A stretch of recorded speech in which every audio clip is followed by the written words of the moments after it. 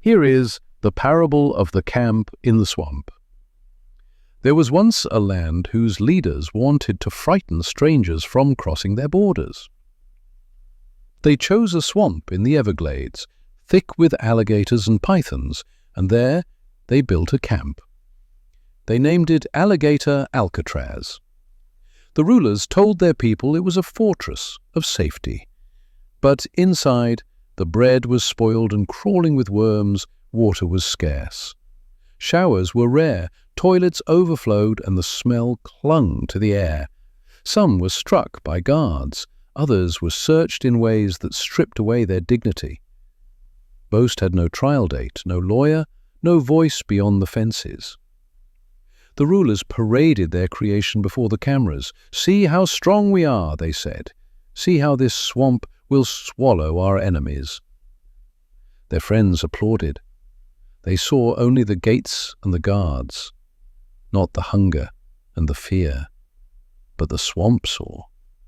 The wind carried the cries of the detainees across the sawgrass. The Miccosukee people warned the land was being poisoned. The courts paused the building, but the gates stayed locked. And those with eyes to see understood. A nation that builds its strength on the suffering of the powerless is already sinking into the muck it made. Thus says the Lord, "You build your camps in the swamp and call them fortresses of safety. But I have seen the worms in the bread, the thirst in the mouths of the stranger, the sores on the backs of the beaten. You boast of your walls and of the beasts in the waters, but the greater beast is in your own heart, the cruelty that makes a spectacle of the lowly. You turn the image of God into a warning sign. You trade compassion for applause. You call evil policy and cruelty deterrence.